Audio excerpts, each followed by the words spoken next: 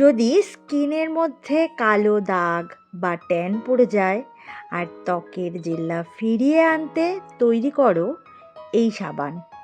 এই সাবানটি তৈরি করে যদি নিয়মিত স্কিনে ব্যবহার করা যায় তাহলে 7 দিনেই ত্বক হয়ে উঠবে উজ্জ্বল ফর্সা আর কালো দাগ মুক্ত। তাহলে এই সাবানটি ঘরে কি করে বানাতে হবে প্রথম থেকে শেষ পর্যন্ত ভিডিওটি দেখো। সাবান তৈরি করার জন্য এখানে আমি চালের গুঁড়ো নিয়েছি। এই চালের গুঁড়োটা যদি কেউ না নিতে চাও তাহলে চাল ভিজিয়ে নিজে গুঁড়ো করে নিতে পারো, কিন্তু এই চালের গুঁড়োটা খুব ভালো আর খুব মিহি।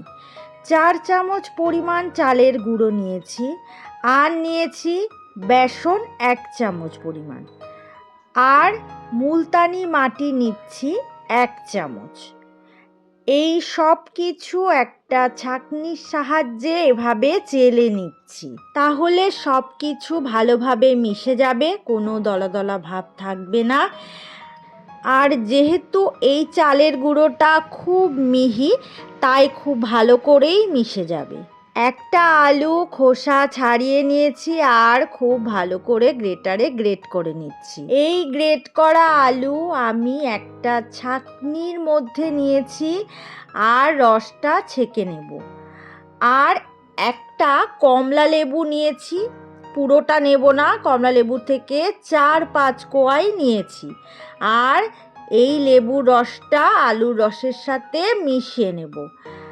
আর এই তেলটা নিয়েছি, এর থেকে 10-12 ফোঁটা তেল এই রসের মধ্যে দিয়ে দিলাম।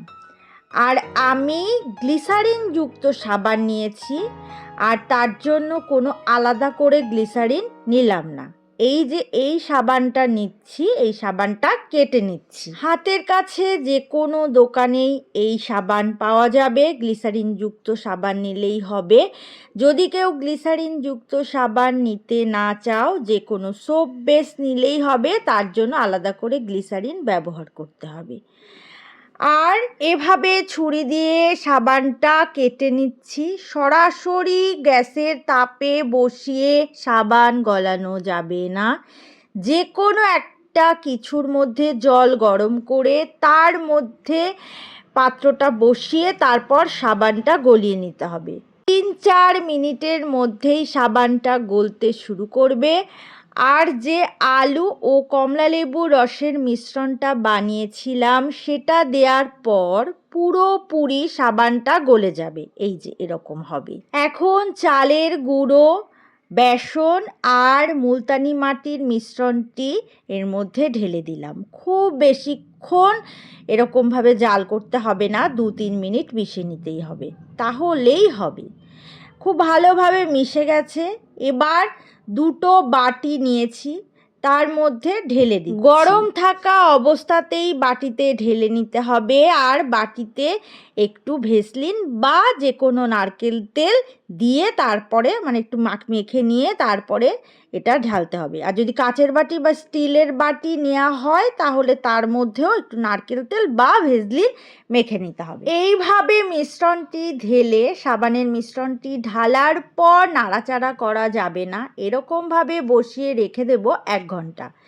ঠিক 1 ঘন্টা পরে এই সাবানটা ঠান্ডা হয়ে জমে যাবে। ফ্রিজে রাখার কোনো দরকার নেই, নর্মাল অবস্থাতেই রেখে দিলে হবে।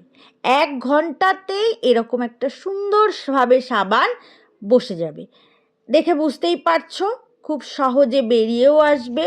এইভাবে একটু উল্টে নিচ্ছি। আর যদি কাচের বাটি বা স্টিলের বাটি হয় তাহলে একটু ছুরি দিয়ে সাইডে কেটে তুলে নিতে হবে। দেখো কতটা সুন্দর একটা সাবান হয়েছে।